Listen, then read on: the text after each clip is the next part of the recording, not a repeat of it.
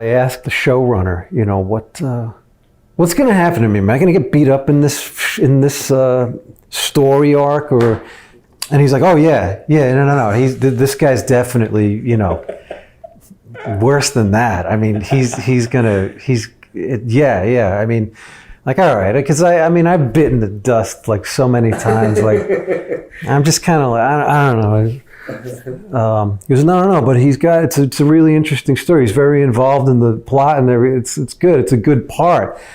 But yeah, he does kind of bite the dust, and it's like, it's pretty bad, Like, yeah, right.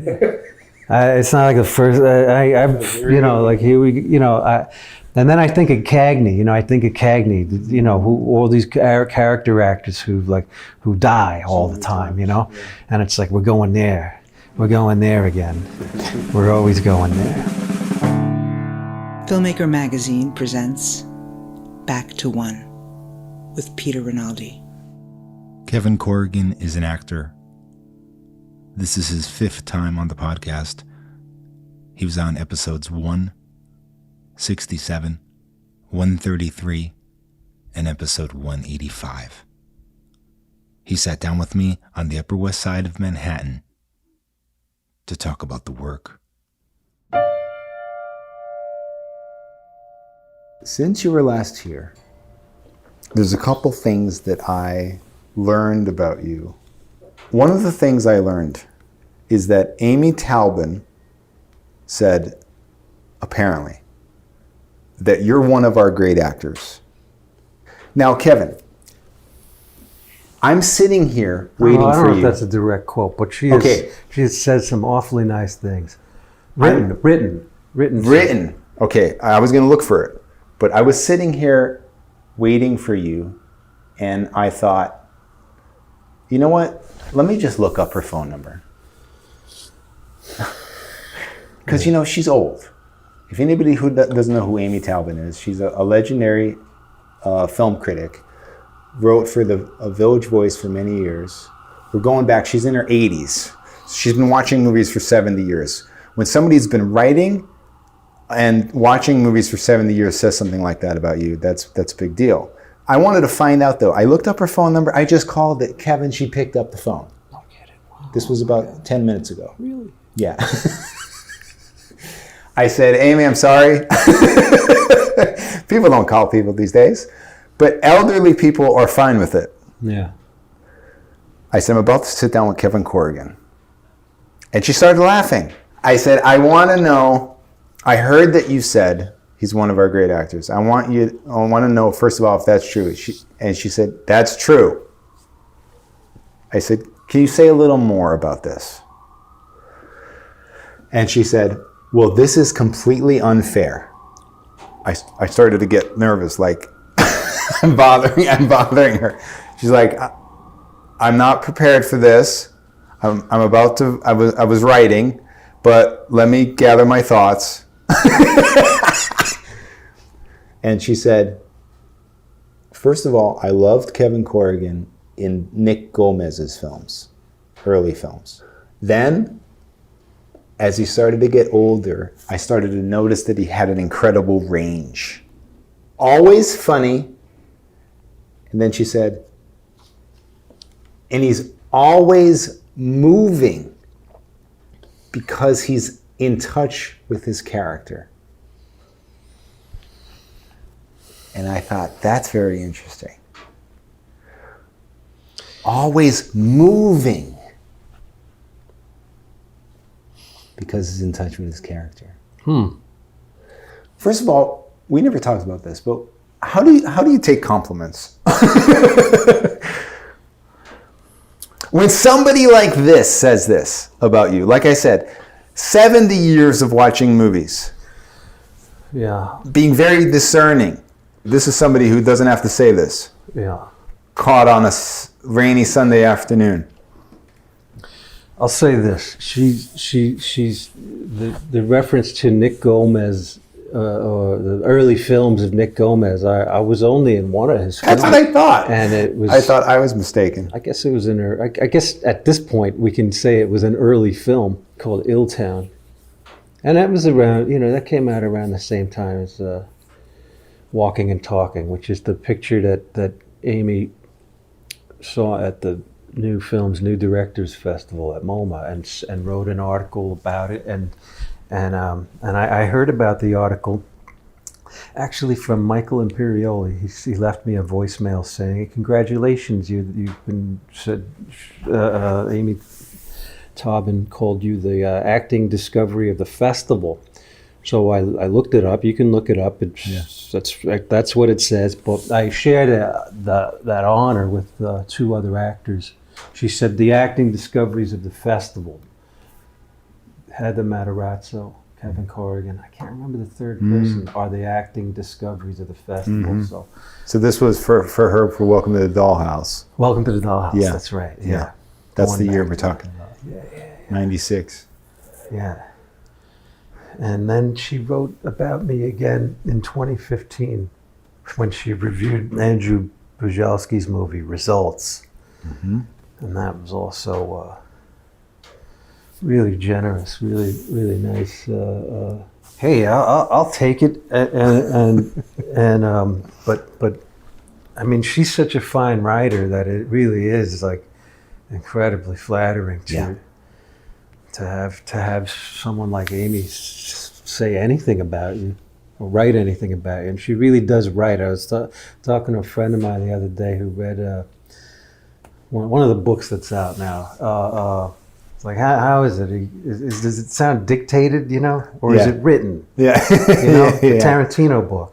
Oh yeah. I've heard like a lot of people are it's selling like hotcakes. People are reading it and talking about it more than they're talking about the Bob Dylan book. Right. I haven't heard anything about that. That's right.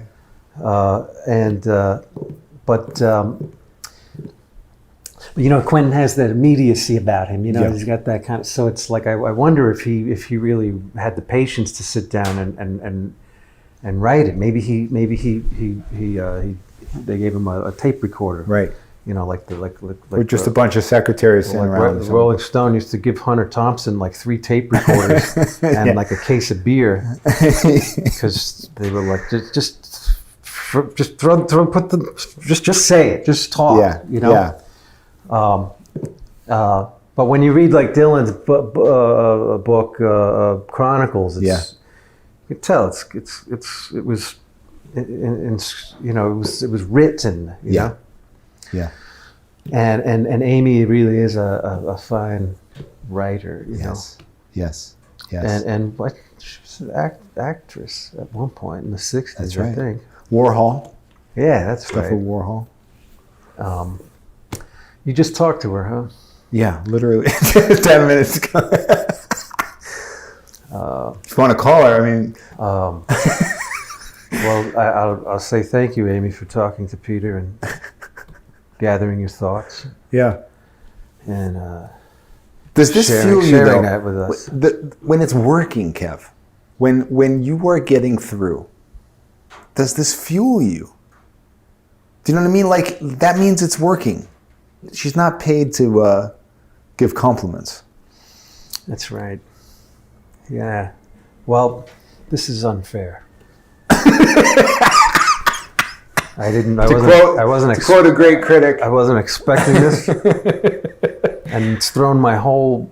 I had a whole other perspective. Yes. To share before I heard of that. This is our 5-year anniversary. That's right. Or the fifth show. That's right. For 5 years, you have been charting my decline, and the steady decline of my once fruitful career. We're just have been, sent back to the streets. Back to Needle Park across the way there. I saw that movie kind of recently, and I realized I'd never seen the whole thing because I was like, wow, look at this, man. Yeah. Look at this. It's like looking at baby pictures. It's like how could New York have been that way? Yeah. And was that up here, Needle Park? Yeah, oh yeah, the park right there, right across the street. The 70s? diner where I got this coffee. Oh, It's pretty much the diner that they hang out in the holy movie. smokes. So wait, why do you think that this is a decline? Because I don't think anyone would think that if they were listening to our episodes and watching your work over the last couple of years. Well, it's kind of like the speed of light, you know. The when we look at the stars, we're not really seeing stars. We're seeing like reruns of the light that they initially put out. Yeah, They're those. it's what they were 5 years ago. Well, 5 million, billion years ago. light years ago. Those stars are long gone. Right. But the light is still coming to us across the universe. That's profound. And they're not there. And we're not here. We're not here either. That's right. So I was talking to someone who was sending me some funds through PayPal, and I hadn't checked my account for a few weeks, and they said it's in there. So I went and looked, and it was in there. It was in there like, a few weeks ago, but I have since spent that money, And it's like, was it ever there? And I wrote to him, I see you put it in there a couple weeks ago. Okay, got it. You're good. It's just like it's like I never. It's an illusion. Money is an illusion. Yeah. He wrote back, it sure is, and it's like that goes for a lot of things, My career is an illusion. Yeah. All the actually. However, though, I will say that, in thinking this, it really is a self-defeating narrative. And I do feel some pushback from some part of my brain, like, no, those movies that you were in, they're movies. They can be seen. There's evidence that work was done. When people say things about them or have opinions about the work, it's because they're concrete, they're not illusions. That's right. But the ebbs and flows of a career, the rise and fall, and there were when I was like 30 or something, there were people being born, who would go on to be, who have gone on to be like great actors. Yeah. It was like won Oscars, right? And everything. or contemporaries, let's say, of mine. Yeah. Who have rose to the top and died. Right. And I'm still thinking like, it's management, it's the agency, it's I need a publicist. Yeah. I got to bite the bullet. I have to. Yeah. I got to do this, and I got to spend money on a publicist. It's like, wait a minute. There are people who have really like come and gone from this life. Who you're still thinking about that stuff. So I feel often it helps me to just stop thinking, just altogether. Yeah. And I mean, that's kind of, an acting, there were acting, tips, techniques, exercises where that's the objective. Yeah. And the rate of success is, up to the, whoever decides to use that stuff. Yeah. Yeah. I use it in real life, and it's, it's 50-50. I'll stop thinking for a little while. Yeah. But then I'll take out my phone again to look at my social media accounts, so that I can fill my head with all those thoughts all over again. Right. Right. and Endless cycle. and then have to dismiss it again. Mm-hmm. A friend of mine texted me yesterday to say, I just need to go on and get a gig, and stop like worrying so much about failing. It's like the thing. It's about the acting. Like you have to be not be afraid to fail. Yeah. I said, that's right. Yeah, that's always going to be true. You have to get over that hurdle. You can't be afraid to fail and all that stuff. Just go out, make a fool of yourself. Don't worry about it. Yeah.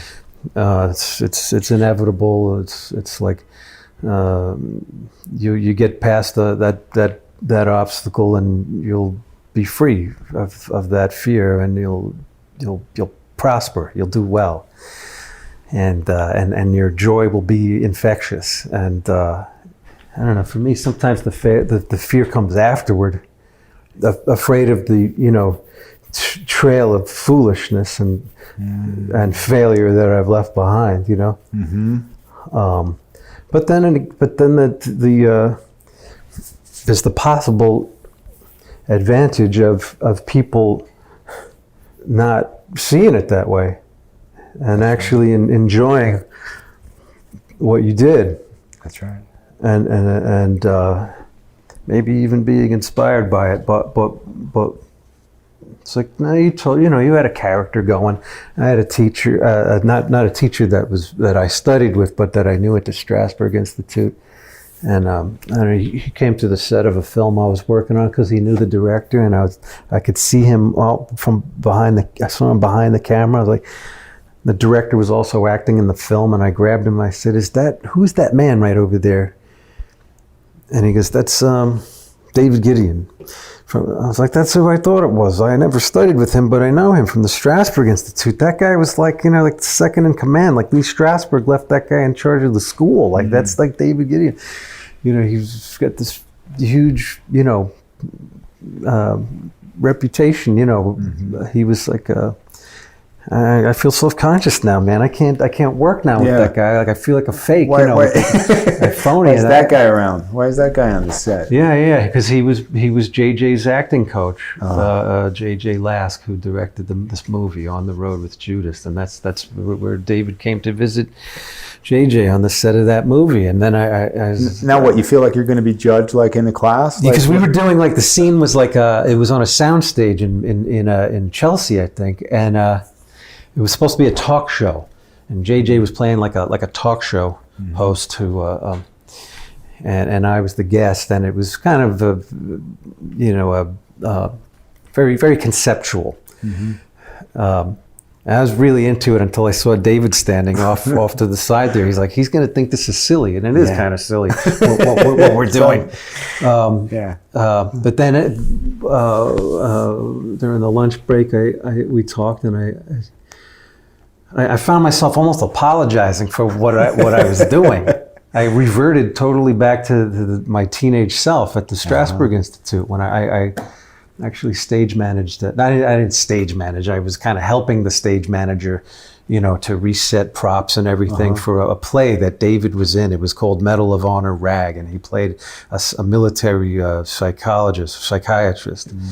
And so I said, I don't know if you remember me. He goes, I know who you are.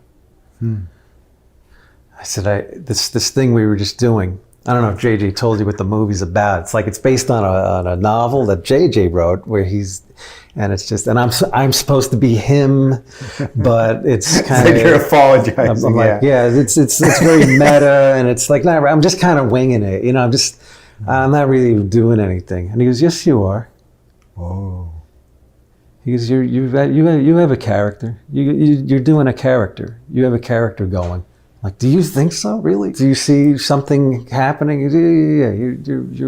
He assured me that I was doing the work, but I felt like maybe that I wasn't, and that I had to make excuses to him for like winging it. Right. But he was telling me that I wasn't winging it, that he saw a character. See that? It's harder to argue with him than it is with yourself, right? Like, you respect this person, and them saying that at that moment, then suddenly you're like, I guess I can't be hard on myself about this now. I backed off. Yeah. I did. It did have that effect on me. I gave myself a break because, you know, David validated, you know. Yeah. Was his voice ever in your head on other projects? Where you're like, I am working. This is a character. Yeah, sure. Yeah. His other voices too.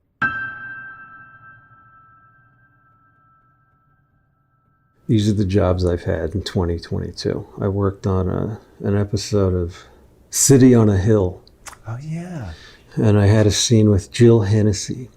Oh, wow. And, you know, I wasn't really that familiar at all with the show or the storyline. And it turns out that was okay because, partly okay to some degree, because the character's been locked up and just doesn't know anything that's going on. He's Jill's brother, and he's been institutionalized. Uh-huh. But wait, do you normally don't watch a show when you go on it? Do you know what I mean? Do you normally not catch up on every episode? Well, I try to. When I worked on, I got a part on Ray Donovan, right? And I had a 7 episode. You're recurring, yeah. Recurring part, and so I felt like I needed to watch that, and I did. I watched 6 seasons of that show, and then I was on season 7. I can't remember, something like that. But that makes sense. I spent quite a lot of time like watching that show. I watched all of it, and so it's not just about like knowing what's going on. It's about knowing what the tone is, right, and everything. Yeah, that's all part of it. That's all part of it. I mean, did it help me? You know, when I finally got on the set. Probably not, right? Yeah, it was. It was like a rival family, you know, to the Donovans. Mm-hmm. This other family from Boston. Mm-hmm. That they have history with, and so in that sense, it was important to make a big investment. Yeah. You know, really kind of steep in the world of the show. Yeah. Because the characters' relationships go back. Right. They precede the series in a way. You know. Right. Well, they're in the. Like they knew each other as kids and all that. Mm-hmm. You know, if I was just like some guy who blew in from, you know, Detroit or something, and there was no backstory or history with the Donovans, then yeah, that's different. I might have been more. But also, I think I was. I know Dash Myhawk and Liev Schreiber. Yeah. You know, I felt like I wanted to see what they've been doing for all these years. Yeah. Right. And it was great to catch up with their work. Yeah. But with City on a Hill, it's just one episode. So yeah, I didn't have time to like watch it all, although it did occur to me because it's Kevin Bacon, you know? Yeah. I got offered the job. It was a straight offer. I didn't have to like read for it. It was That's right. like, you know, and but the scenes were 3 or 4 scenes throughout the hour, throughout the episode. But then we ended up shooting them all in one take. Whoa. You know, like almost like a short play, really, you know? We just condensed. Yeah. Because on the call sheet it says, you know, those were all the scenes that were up for the day. Scene 28, scene 32, scene 37. Yeah. You know, it was like they were all the same scene. Yeah. You know, one just picks up where the last one left off. Right. So I was like, why don't we just shoot it as one scene? Ed Bianchi, the director, said, "Do you mind doing it that way?" I said, "I'm prepared to do it that way." Because I actually liked, you know, the material. It was a really nice scene, you know, and it was, and Jill Hennessy was lovely to work with, you know. Yeah. Because it was like a big moment for her character. Because they're going to try and have a relationship. You know, she's had this long lost sibling. She wants to connect with him. So it was fun to do, and I really got into doing it. But I haven't watched it. It's out? Yeah, it aired. You know, it was on. And then the other thing I worked on was... Why haven't you watched it, though? Are you avoiding it? I just... well, it's like along the lines of like what my friend texted me yesterday, like, don't be afraid to fail. I got to get to that point. You know, I've been kind of, spending too much time alone in my house. It's like just gets harder and harder to leave the house if you spend too much time at home. I got to get out there. I got to just go out and get a gig. I just got to book something, go out, and not be afraid to fail. It's like, that's right, because that's really, you're gonna fail. Right. And but it depends on how you look at it. Your failure is maybe someone else will look at as like, want to congratulate you on the success of your performance. It's like, well, it's like I look at the things that I've been doing, like kind of like as opportunities to fail. Yeah. So like I hesitate to call my work in City on a Hill like a failure, because I don't want to hurt Jill's feelings. Right. She was great in the scene. She was great. I don't know about me. Right. I know I had fun. I know we had fun doing it, but when it was over, it was done, and it was kind of like almost like it never happened. Like I was saying before, like it's not there. Yeah. Yeah. Like out of sight, out of mind. It's like if you don't watch the work that you do, then you don't have to be accountable for it. It's like Schrodinger's cat. Is the cat dead or alive? Until you look at it, you don't know. You don't know. You don't know if it's good or bad until you look at it. Yeah, that's right. And then I worked on Law and Order. Organized crime. Okay, how many times have you been on Law and Order? Well, I was on Law and Order. We haven't never talked about this. What's the one with Linus Roach? Well, we're going back now. That's one of the Law and Orders I worked on. Linus Roach? Wait, was he on the old one or is he on the new one? Linus Roach? Are you sure? Roach. Yeah. He played the prosecutor. It was great. He really came at me in the courtroom. He's been on the show. I love him. Great guy. Oh, wow! I gotta hear it. I gotta check that out. Yeah, great. Man, that guy's great. Yeah. Oh. Whoa. Yeah. So how long ago was that? 10 years ago. Okay. Maybe 8. Was that your first time? Maybe less than 10. You went through the 90s without being on Law and Order?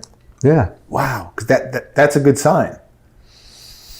Well, not to disparage anybody that's been on Law and Order in the 90s. What I'm saying is that means you're working in other things if you're not in Law and Order. I suppose.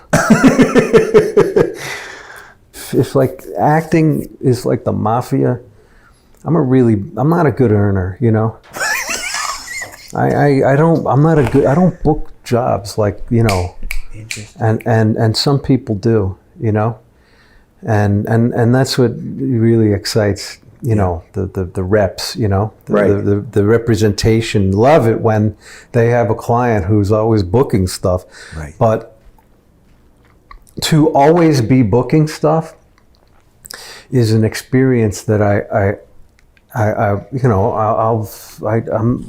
don't know what that's like. Yeah, well, it's interesting. You know what I think that is? I think it's literally about people who book all the time. It's not that they're better. It's that they're a very defined type. And you're not a very defined type. And I think a lot of great actors aren't. And so they can be great, but people aren't jonesing to hire them for all these things. Is that insane? No, it's just true. Yeah. but that you know, I think that people yearn for that Constant. definition. Yeah. You know, they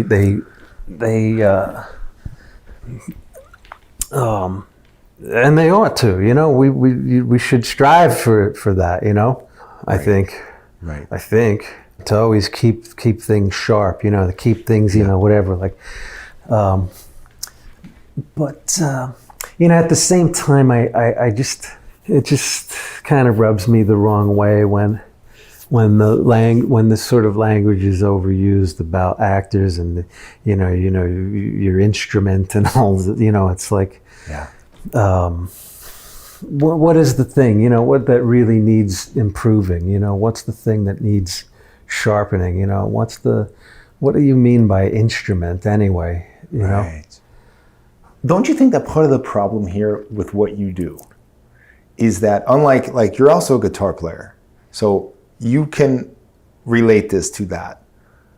There's not a lot of opportunities for you to practice acting. Like if all you wanted to be was a guitar player and you weren't in a band, at least you could spend 8 hours a day playing the guitar. Yeah. You can't practice this in the true way, acting.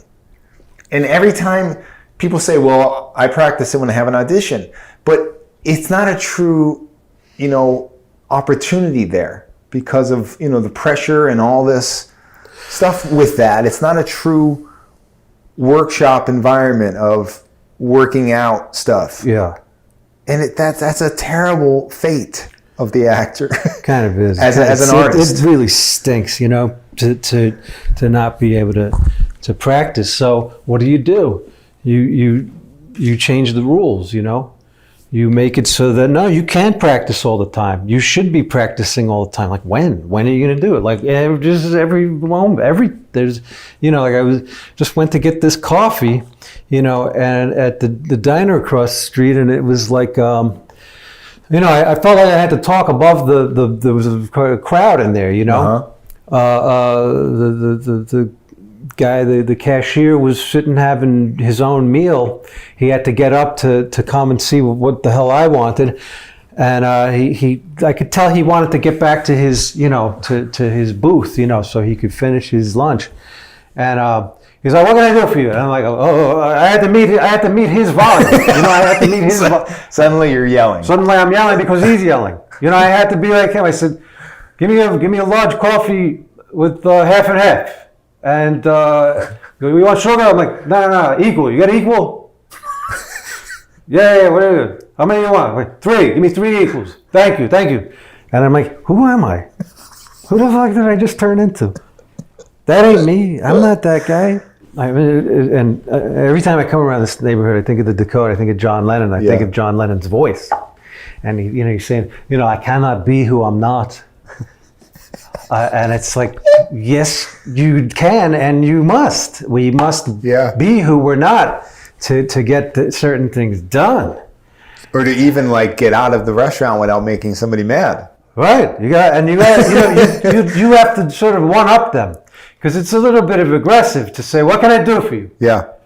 And it's a very New York thing also. Right. Too. You know, it's like walking through the city. You know, you can't stop to look at the buildings. You'll get run over. You'll get stampeded. You got to go with the flow of the physical movement of the city, but also of the conversational flow. Yeah. And when you go into the diner, they want to know what you want. You know, you got to know what you want right away. You can't stand there going, trying to eat over here. I'm trying to eat over here. You know, I waiting on people all day. I have to have a moment to go and eat too. I'm a person. You know, it's like, what do you want? You know, and it's like, give me a large coffee, and it's like I have to go. Yeah, I understand. Here's what I want. All right. So then we can go back to our comfort zones. But you're ready. You're ready to perform. You're ready to perform, and that's, you know what I mean? Oh yeah. You're ready. That's what you're saying in this situation. You're constantly ready to change your character in a way to meet this character. Yeah. But sometimes I'm more ready for a situation like that than I am for like a professional situation, you know, like on the set of Law and Order, you know. But you never know what's going to happen. I don't know. There was a scene where like I had to you know, go to the door. It's Chris. It's you know, they Chris Maloney? yes, they've come to get me, you know, they've come to, you know, it's like, it's the end of the road, you know, I can't like, I'm busted. Yeah. And it's just, they're like, you got to come with us. I'm like, I know. I'm going to come. I mean, I just got to talk to my family first. I just got to talk to my wife, you know, I'll be right out. And I close the door, right? And book up the staircase, right? And because then they kicked the door open. Oh. And it was like, okay, I would rather not have to run up the stairs, you know? Yeah. But they're gonna kick the door open. So, I mean, I felt it would be much, I was like, let me just close the door on them and just make my way up the stairs. Yeah. But because of the timing of the scene and the way it was written, it was like, no, well, they gotta kick the door down, and then. So you had to adjust what you would do as a character What I would because do of as the a character, logistics of the and then I moment. just, which made me feel like I was like I had to make a choice in you know of slamming the door on in their face and running up the stairs, and it, besides already being kind of like you know that kind of scene, like you know where this is going, you know. Yeah. Like yeah. Hold on, I'll be right out or whatever. Yeah. He's going out the window like William Macy in Fargo, Yeah. right? Yeah. But every time that I close the door on Chris Maloney and run up the stairs, I just couldn't help feeling like, you know, like there was something funny about it, you know? Funny and predictable and kind of like, this, isn't there another way we can do this? It's kind of cliche in other words. Yeah, and it was like, I guess there really isn't. We do kind of have to shoot it this way. Yeah. And that's what we did, you know, but it was... Did you have to give a motivation for like you're running upstairs also maybe to try and get something out of whatever that they're going to find? Well, I had to run away so he wouldn't catch me. That's all. That's all. He was right on my heels. I didn't. Yeah. They didn't give me enough time to get far enough away from him. You almost got hit with the to door. Avoid. Yeah. All he has to do is reach out and grab me. You know, I had to spring up those steps. You know. Yeah. And it was just kind of like, I'd rather not do it this way, but we have to. Yeah. And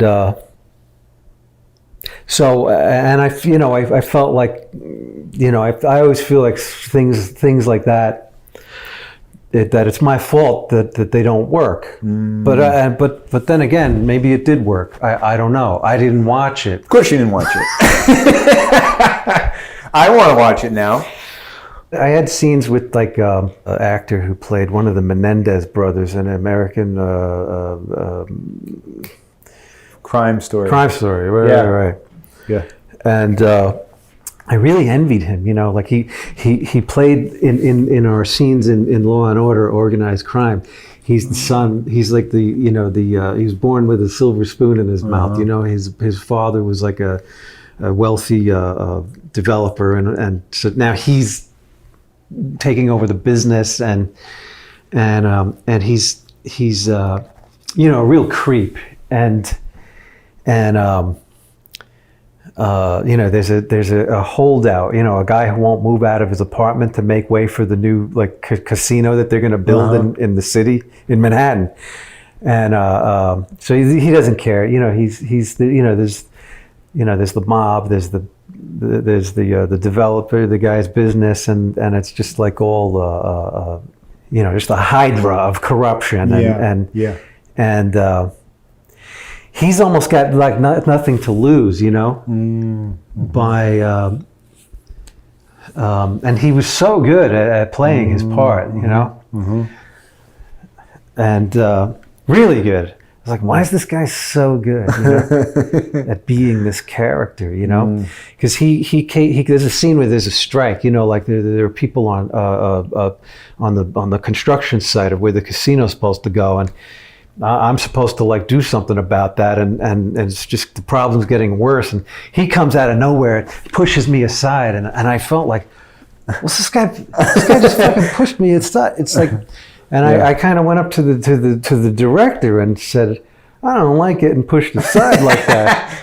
I'm the boss around here. Yeah. And they were looking at me like I was crazy. He was like, well, it's true, you are the union boss, but he's the son of the developer. And like, what do you mean? Like, what are you talking about? So now you have to suddenly like justify this. You have to suddenly say why you're thinking this. Yeah, I was like, I felt like this make sense. Is me the actor, you know, just kind of just frustrated and in need of therapy, or is it me kind of like the character, kind of anticipating the fate of my character? Because at that point, I can't remember if I knew or if I didn't know. No, I think I did know. Because I asked like the showrunner, you know, what's going to happen to me? Am I going to get beat up in this story arc, or you know? And he's like, oh yeah, no. This guy's definitely, you know, worse than that. I mean, yeah. I mean. Like, all right, because I've bitten the dust like so many times. Like, I'm just kind of like, I don't know. He goes, no, but it's a really interesting story. He's very involved in the plot and it's good. It's a good part. But yeah, he does kind of bite the dust, you know, and it's like it's pretty bad, you know. Like, yeah, right. It's not like the first. And then I think of Cagney, you know, who all these character actors who die all the time, you know, and it's like, we're going there, we're going there again, we're always going there. That's the thing, you know, that's my subject. Yeah. That's the subject I've been given to obsess over and to anticipate all the time. You're the one who's getting whacked, you know, that's it's of course it's the ultimate topic, you know, issue that we all have that coming to us, and right. it's like it's the thing that we need the most help understanding. Yeah. And you know, in the first part of your life, you know, it's fun to have the makeup effects and you know, like I get to get killed in this or whatever. You know, I get shot, you know, I get to act, you know, all those kinds of like... child in you loves that. Loves the melodrama, you know? And, but then as you get older and you mature, your perception of that subject matures as well. And it's like, there's something, a thing that was attributed to De Niro saying, you know, he said something about the parts. It's about the parts. Like someone, you know, had gone up to him and asked him for advice. And supposedly he said to this person, it's about the parts. And like, that's all he said. He thought about it. Yeah. And he's like, it's about the parts. It's about the parts. And I'm like, really? He said that? Wow. Let's, you know, that's deep. That's really profound. It's about the parts. And wait, like I thought it's about the parts. It's you know, like I thought it was about like it's about the roles. Right. He didn't mean that. Oh. He didn't mean it that way. Whoa. You know, all these years later, I'm thinking what he meant was, it's not about. He didn't mean it's about the roles that you get. Oh. It's not like about booking parts. When he said it's about the parts, he meant it's about the parts of the production, you know? Really? It's about the director. It's about the actors. It's about the crew. Everybody plays a part. Oh. The Parts that make up the whole. yes, the sum. Okay. The parts, and Just like a great Buddha who speaks very non-specifically. Took us years to come to this. And now that you know it's about the parts, what does that do to you? It just makes me happy for everyone who has a job, on Law and Order. Yeah. Who get to have a job as they go into the holidays. Because I'll tell you, it really, I don't like to go into the holidays with nothing lined up. Ask any actor. If how they feel about that, or anybody, no one likes to go into the holidays without work. Yeah. How are they going to get stuff to presents and all the things Yeah. It's a great. I think it's the autobiography of Moss Hart. Yeah. Act 1. Yeah. Yeah. Where he's like in the Bronx, right? He's on 3rd Avenue, the hub. My parents grew up in that neighborhood, like in the 40s and the 50s, but in this we're talking like the 20s or the 30s, where like Moss Hart is with his father, and they go by a guy who's selling, I don't know, toys or something, and the kid, is like hopeful, because the father has stopped to look at the stuff, and when he asks how much the item is, that he may or may not get for Moss, the child, Moss Hart, and the merchant, tells him it's how much it is, and it's more than he has. And Moss Hart says the look in my father's eyes in that moment made me it made me feel closer to him than I ever felt before, or something. I felt like a lot, really connected to him, and felt a lot of love for him in his despair. That he was just kind of like, I can't afford that.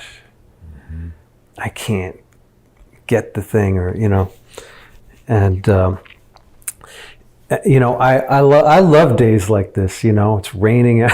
It's been really gloomy the past few days. Yeah. There's been this post-Thanksgiving miasma, or as if that's the word, just this kind of like pallor. Yeah.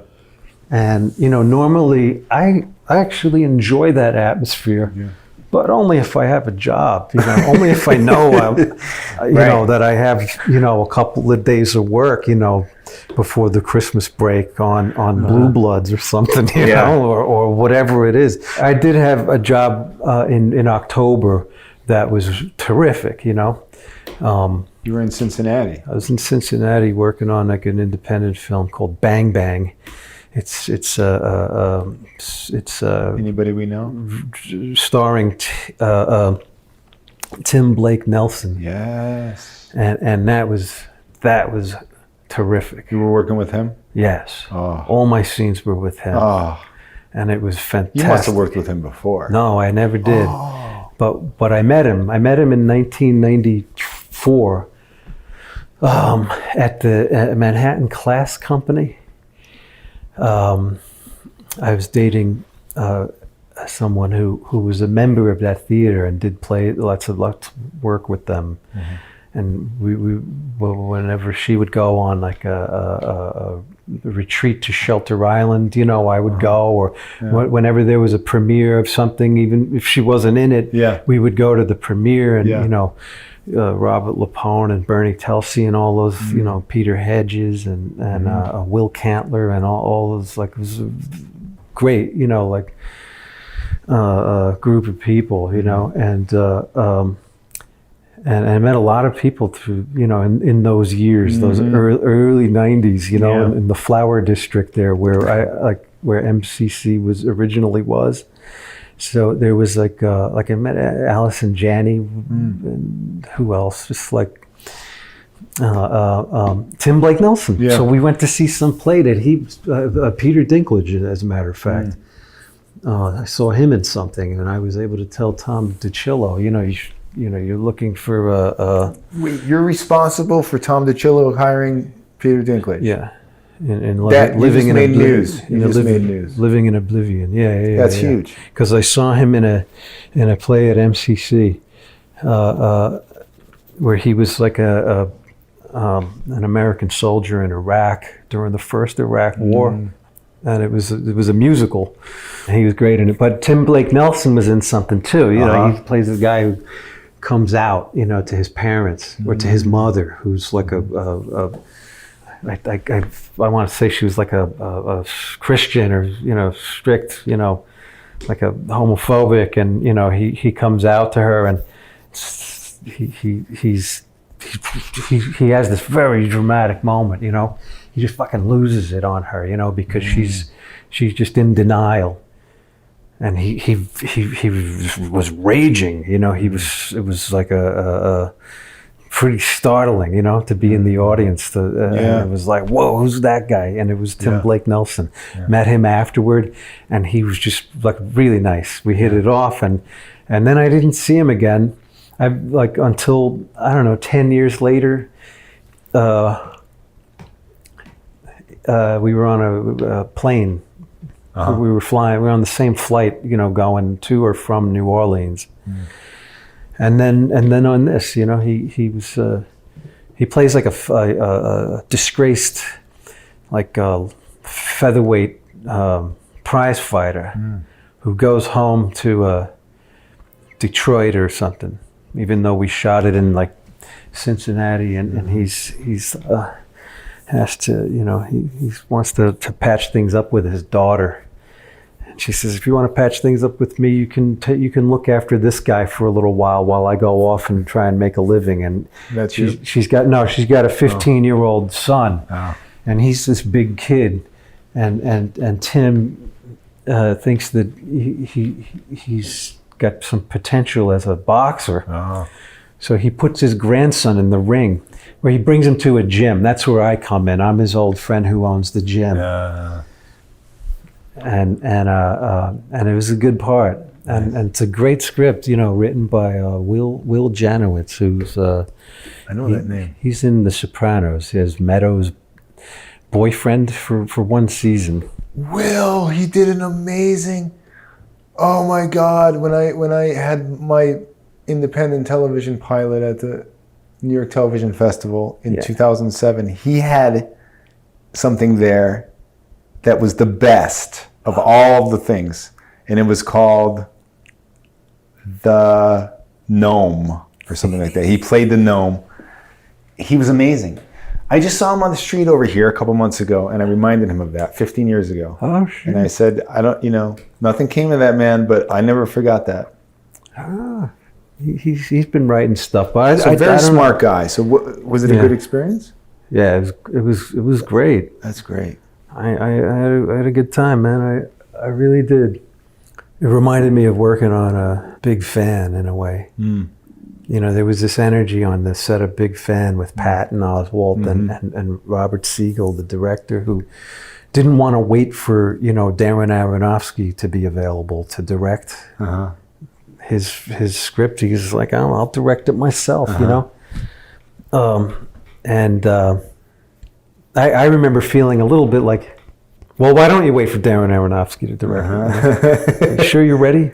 I was like, what do I care? I'm like, he wrote this thing. It's great. He's like, you got Patton Oswalt too. It's going to be fine. But I was kind of like, it was kind of like it's a low budget movie. So at a certain point, you're kind of like, on a low budget film, there's not as many kind of barriers to the real world. That's the great thing about them, is that it kind of seeps in. And most low budget movies are about people who are living on the edge, you know, low budget lives. Yeah. You know, and that grit just kind of becomes part of the film. Yeah. And you know the bugs start to get in. You know, you're just not you get a little crazy. You know, I felt like a little bit like that. Yeah. But then the movie turned out great. You know, I apologized to Robert at the screening of Big Fan at Sundance. It's like, you made a great movie. You knew what you were doing. You really did. You really did, man. You didn't wait around for someone else to direct your movie. And fuck, man, what a great movie it is. And I still feel that way about that movie. And I kind of felt that way about this movie, Bang Bang, it's called. I want to run something by you. I started, because, you know, we talk about music, you know, it's part of our tradition here. But I'm relaying this to the art that we usually talk about on the show too, though. But I started to suddenly become re-obsessed with the drummer for John Mellencamp. Now, do you know who I'm talking about? Kenny Aronoff. He's a session player, mainly now. But he was with Mellencamp from John Cougar days all the way through the early 90s. Yeah. Now, for some reason, like that's my, you know, 12-year-old till, you know, 20-year-old. That's when I was obsessed with MTV and everything. And so, but for some reason, that period of rock and roll, that guy, I like that drums. I was trying to figure out, why am I obsessed with his drumming? You know, he's not a guy that usually talk about as one of our great drummers of rock and roll. So I looked him up, and I find this incredible, very long interview with him, where he talks about Mellencamp days and then just on into doing session work. But he was talking about how Mellencamp used to say to him, and I guess the other members of his band, he used to force them to kind of write the songs with him. And he used to force them to kind of, in this really almost bully-like way, he used to force them to be creative on their own. They weren't just session players. They weren't just, you know, playing the music that he was writing. He wanted them to come up with a better way to play that. It sounded like Mellencamp was always like trying to find the next hit. He made him go home and listen to all these songs to find out why they were hits. Yeah. This is the drummer. And so the drummer is just coming back and like showing him his work, like almost like it's homework. Yeah. About why these songs are hits. And so he's actually doing things for Mellencamp, making the songs better. And this set him up with, like, for a lifetime of work as a creative person, because he was forced into doing this kind of creative thing for this guy. And it almost sounds almost like bullying, and it sounds like an abusive relationship in a way. But he's talking about it like it was the greatest time of his life.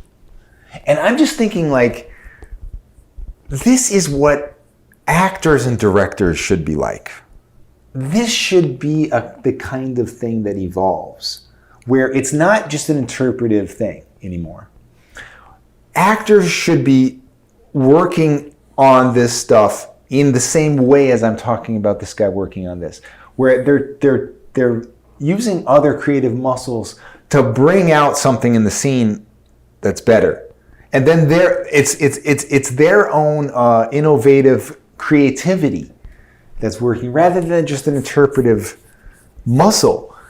And I think there's a lot of comparisons with this, because as a drummer, you know, in a traditional way, you might get if you're going in and doing a song, you're getting the sheet music and you're doing the song, and you're a great drummer. And it's kind of like an actor.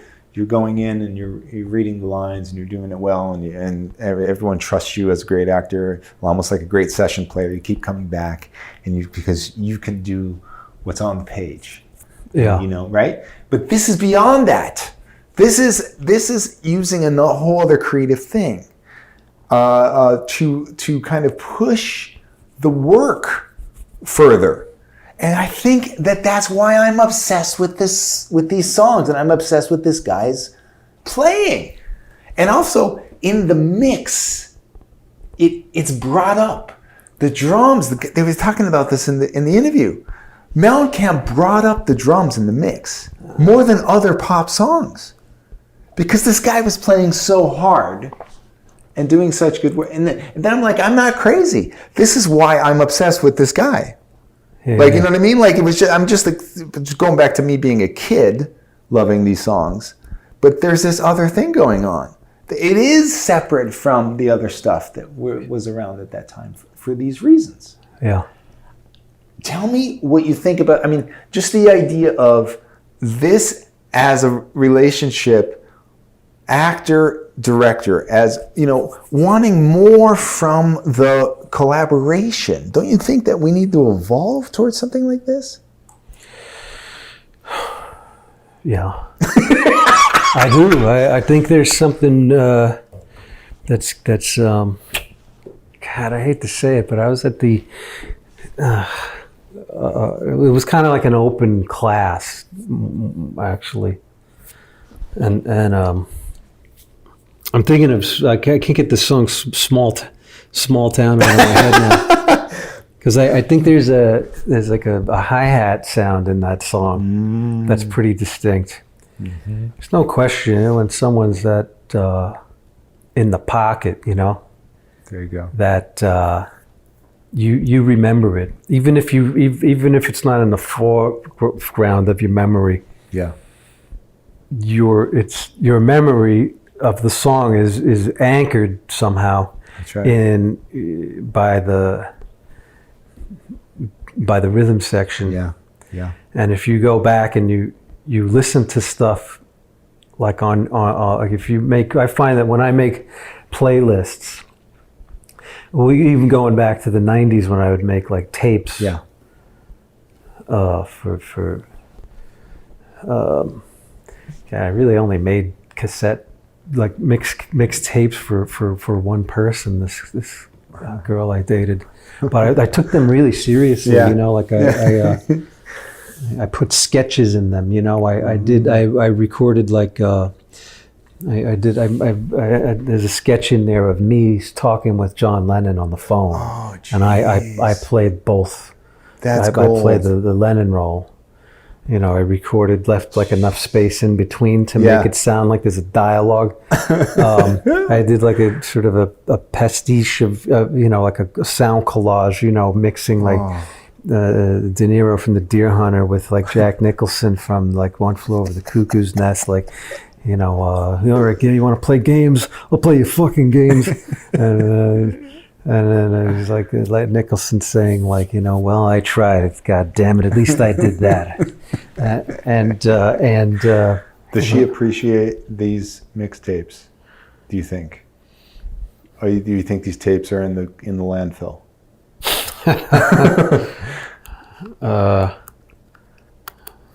Is this somebody you can ask at all, or no? I don't know. I don't know if those tapes are still around. I mean, That's right. I had the last tape I made for this person. Okay. I was never able to give it to her. It was too late. Oh. She had taken up with someone else, and it was like I was left with this thing, Wow. That's got to be painful. You don't want to see that. I ended up listening to it all the time. You did? Yes. And it was, I'll tell you what it had on it. It had pale blue eyes on it. Mm-hmm. And it had 2 Pretender songs on it that I had gotten from my friend John Costello. One of them was a Criminal, I remember him like singing along with it we were sitting in his car. We were gonna go see some show at like Fez under Time Cafe, and he was just lighting up this joint, and he was like, listen to this, and he had his hand on the steering wheel. We were parked, but he was singing along. He wanted me to hear the lyric, like I put everything I had into the relationship, and I trusted you to do what you didn't do, and it was just so like, look at me, I'm addicted still, and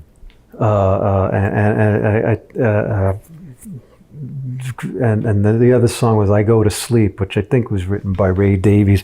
I go to sleep, and imagine that you're there with me. So all of these songs were just like, wow, meant to evoke the intimacy that we once shared, and like I thought that the tape would pull it, bring us back, and it wasn't. It was not like meant to rekindle anything. It was a eulogy, Right. And it had that kind of like the way that song "To Know Him Is to Love Him" is a eulogy that Phil Spector wrote for his father. And there were other things on that tape. Was there any sketches? Did you do any sketches? Can't remember, but it was a very well sequenced tape. It was a perfect lineup of songs. Almost like, like that's my movie. That's the soundtrack of my movie. Now I just got to write a movie to go with this mixtape. Because this takes you on the emotional journey that the character goes through. Jeremy Strong was on Marc Maron, and he like sent in a voice message afterwards, like you did the first time you were on this show. And Marc Maron played it because he said, you know what, I didn't talk about this. And he said, there's a war going on in Ukraine, we got climate crisis. Who cares what an actor talks about? And I want to bring this to you now. I'm doing a show where I care about what actors say. But I want to know from you, this world is a little crazy right now. Why does this matter? What we have to say about this endeavor? I think it must be like I found this thing I was going to quote before. Anyway, De Niro once said, "It's about the parts." I get it now. He didn't mean it's about the roles. He meant it's about the parts that make up the whole.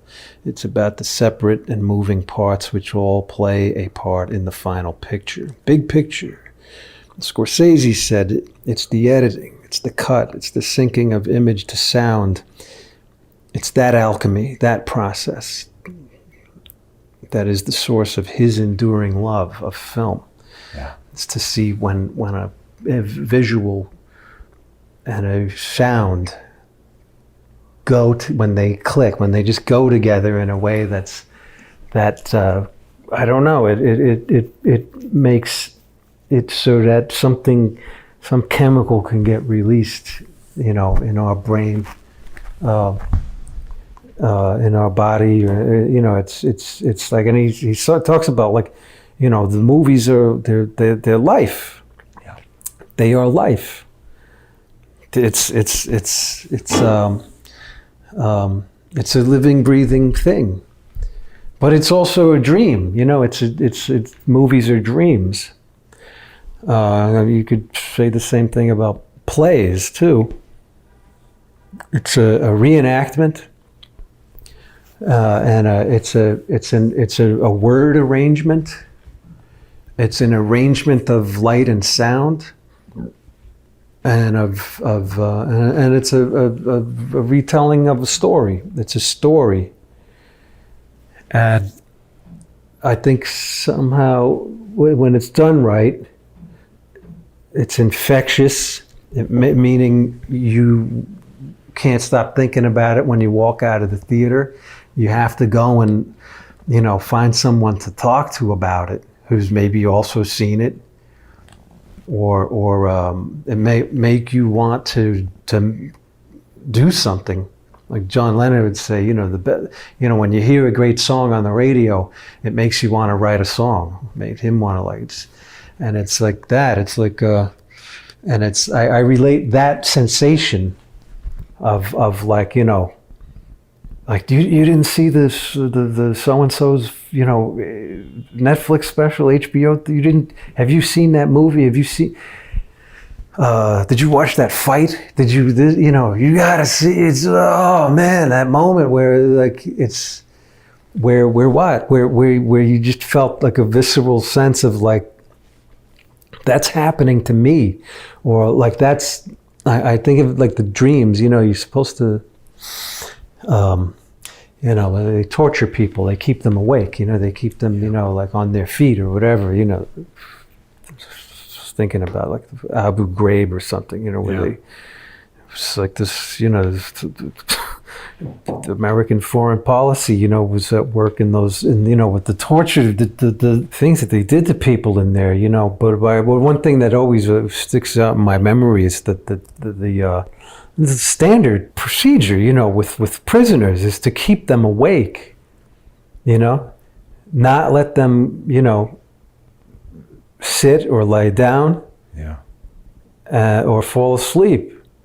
It's essential that we rest and that we sleep, and we need to have like that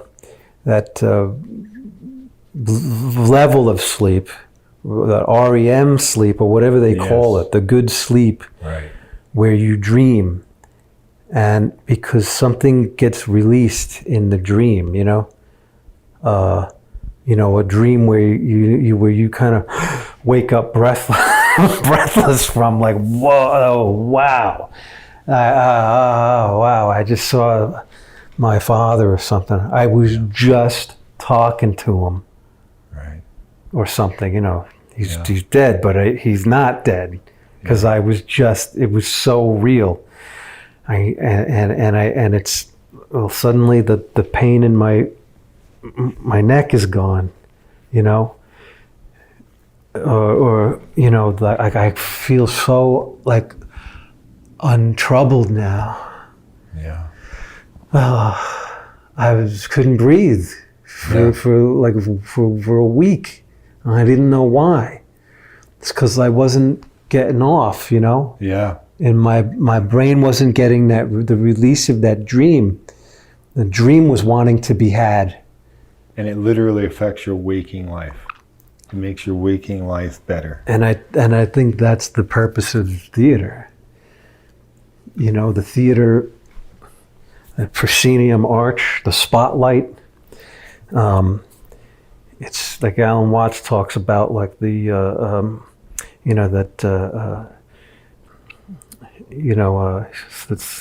our education takes so long because we take in, our education is accomplished through, lines of print, miles of lines of print.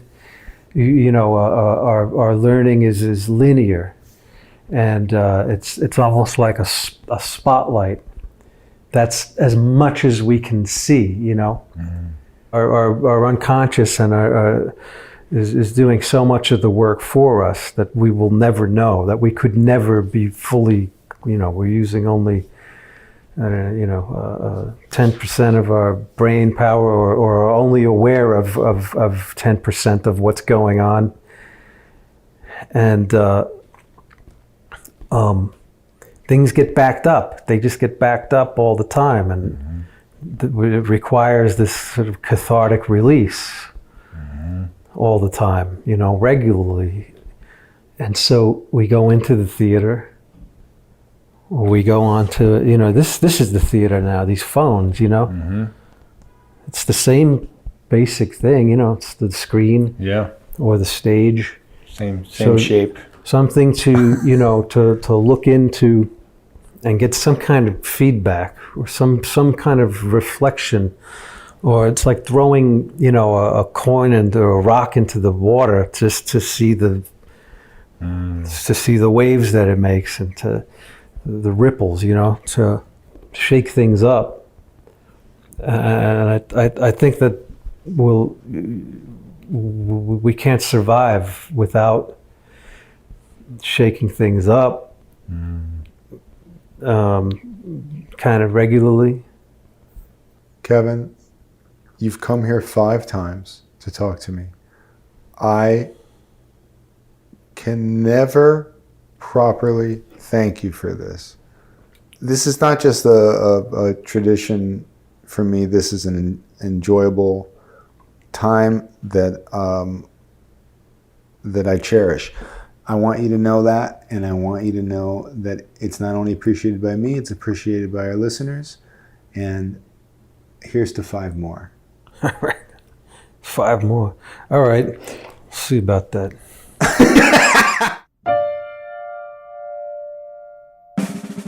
Back to One is a production of Filmmaker Magazine, which is a publication of The Gotham, formerly IFP. Listen to back episodes of this podcast at filmmakermagazine.com or wherever you get your podcasts.